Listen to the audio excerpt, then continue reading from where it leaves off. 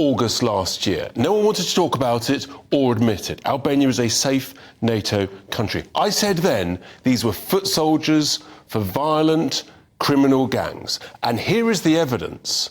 And the first rule of government is to protect the safety of British citizens. We now have the evidence that, in fact, the National Crime Agency has said a significant number, i.e. over half, are involved in serious criminal activity. You've read out the horrific list of crimes. This is a national security threat. No ifs, no buts. Article 9 of the UN 51 Convention makes it absolutely clear we have the right to declare a national security threat. That's what this is. This has to stop, and it only stops when the British Border Force and the Royal Navy are told you pick everybody up, every single one, and you safely take them back to France.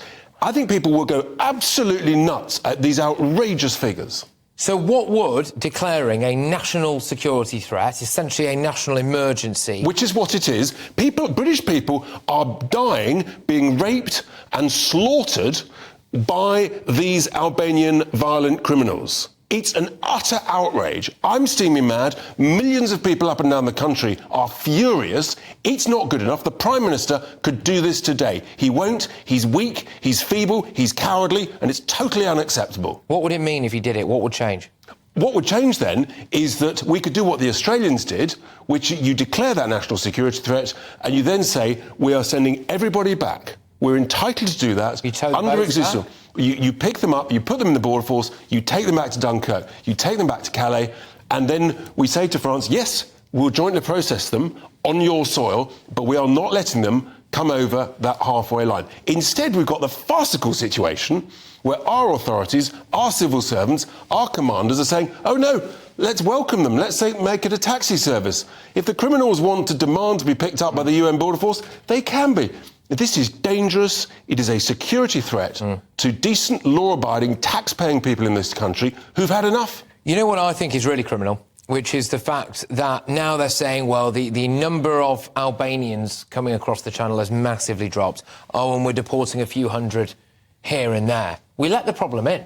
We let the problem in. There's no need for loads more of them to come across now because we already have so many gangsters who've moved over here and we are playing catch-up. And in the meantime, I'm concerned that people are going to die.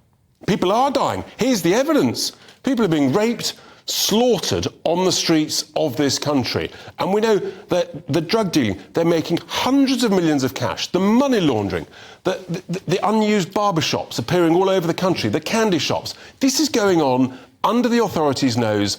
I've highlighted it, others have, the authorities know it, they won't do anything about it. And the other big story, which relates to this today, about supposedly the Home Office, civil servants, considering strike action if they are made to implement the Rwanda policy. Is that some kind of blob coup? It is a blob coup, and if I was running the place, I would actually say, do you know what, folks? You go on strike. You're all in breach of contract, you're fired, this is elected government policy, you're all fired, we'll bring in a whole bunch of people who believe in the policy, who will enact it, who will get it done. I tell you what, if I was in charge, I could bring in 50 people and we would get this sorted, we'd get it cleaned up, we'd get it done and dusted, and most importantly of all, the British people would be protected and would be kept safe. OK, why isn't Rishi Sunak just doing what you're saying? Because he's weak. He doesn't understand it. It doesn't affect his life. He's a coward. And he's in hock, frankly. He's scared of the blob.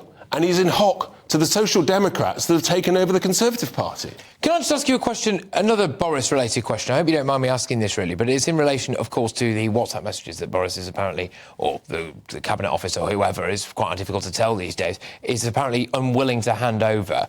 I have my suspicions with that may be less of a Boris issue and more about what some of those messages may highlight about some other people, because supposedly these are messages between Boris Johnson and 40 people, including our current Prime Minister, Rishi Sunak.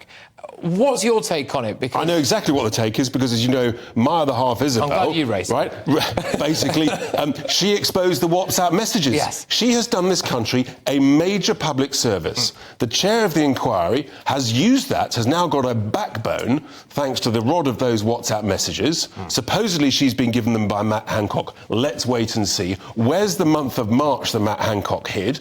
I think they're all terrified. They've all got something to hide. Do you know what? The whole of this inquiry could be cut short. We could save hundreds of millions of pounds, years of the life of this inquiry. Just look at the WhatsApp messages. But what are they? You'll learn what they will reveal is that it was basically government by WhatsApp. That's fine. There was a crisis. You can cope with that. But just give up the information. And again, I'm sorry, but if I was in charge, I'd get 30 decent people, rattle through those WhatsApp messages. You could say, right, this worked well, this didn't work well. You've got to learn some lessons from that. Sorted, done and dusted. Well, That's what they did in Sweden. They finished their inquiry February 2022. Well, the obvious things that people might be concerned about some kind of cover-up over, I suppose, would be about anything relating to the vaccines, anything related to government cash being given to some of their mates, or dare I say, even some messages in relation to bringing down Boris Johnson. Is there a chance that those might be some issues, do you think? Any of those things could be in there. And for sure, if someone doesn't want it released, they've got something to hide, including, I suspect, many of the very senior civil servants who were caught woefully lacking, and the establishment and the leaders of the NHS woefully lacking. And I suspect we would see the flip-flopping and the fact that, contrary to what we were told at the time, that they were following the science, what we learned just from Hancock's WhatsApps was that actually many of the judgments were to protect their own skins, protect their own backsides, and it was based on the politics, not the scientific advice that they chose to listen to.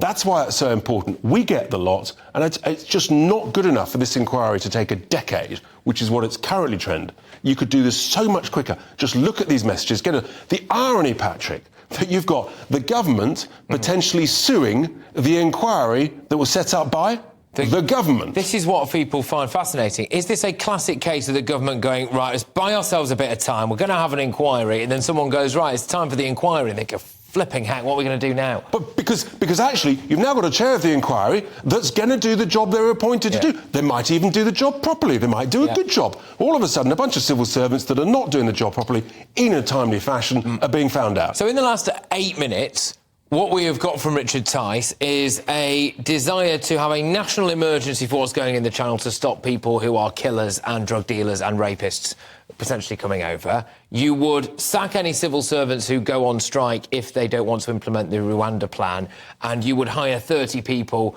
to just end this kind of... Rattle through the WhatsApp messages, get that sorted. Yeah. Actually, with good people... It's not that difficult to run a business and, frankly, to run a country. But you need good people. This country hasn't got good people running it, and that's why we're in the mess we're in. Richard Tice, thank you very much.